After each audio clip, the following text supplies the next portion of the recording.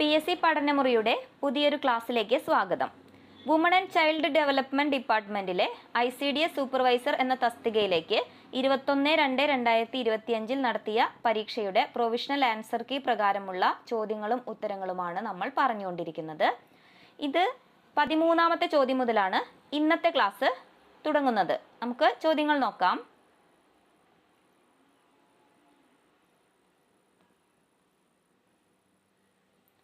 Which among the following states have the largest area under forest cover in India? Which among the following states have the largest area under forest cover in India?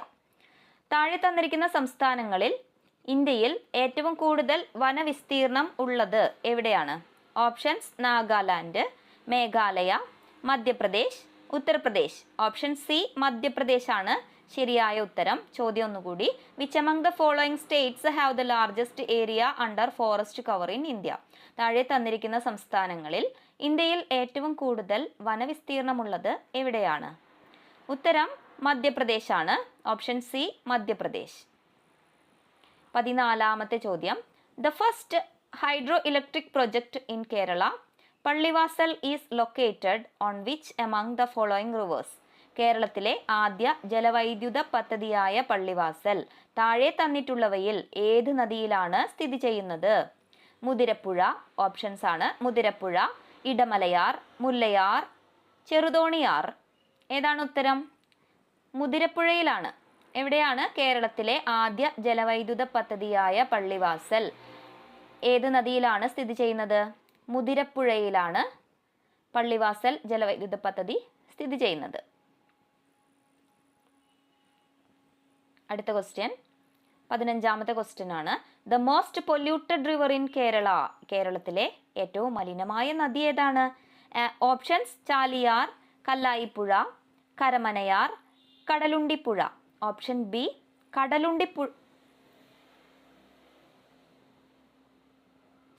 Option B കല്ലായിപ്പുഴയാണ് കേരളത്തിലെ ഏറ്റവും മലിനമായ നദി. Question number 15.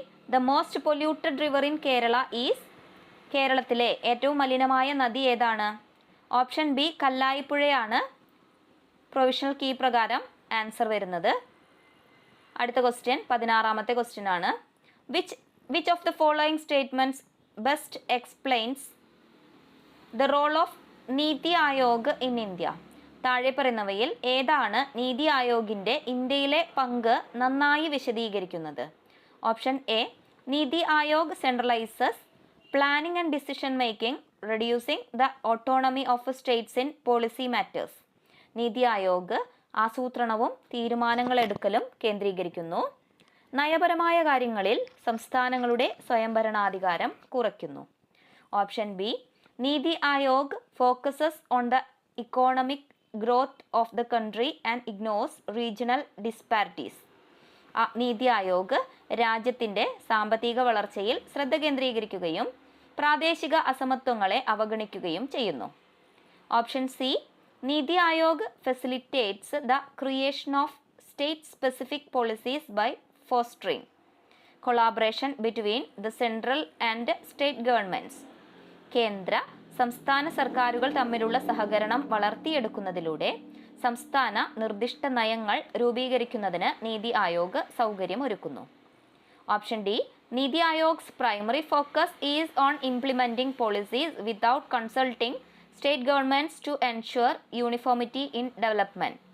വികസനത്തിൽ ഏകീകൃതത ഉറപ്പാക്കാൻ സംസ്ഥാന സർക്കാരുമായി ആലോചിക്കാതെ നയങ്ങൾ നടപ്പാക്കുന്നതിലാണ് നീതി ആയോഗിന്റെ പ്രാഥമിക ശ്രദ്ധ. എന്താണ് ശരിയായ ഉത്തരം? ഓപ്ഷൻ സി ആണ്. എന്താണ്? NITI Aayog facilitates the creation of strategic specific policies by fostering collaboration between the central and state governments. കേന്ദ്ര സംസ്ഥാന സർക്കാരുകൾ തമ്മിലുള്ള സഹകരണം വളർത്തിയെടുക്കുന്നതിലൂടെ സംസ്ഥാന നിർദ്ദിഷ്ട നയങ്ങൾ രൂപീകരിക്കുന്നതിന് നീതി ആയോഗ് സൗകര്യമൊരുക്കുന്നു. എന്തായിരുന്നു ചോദ്യം?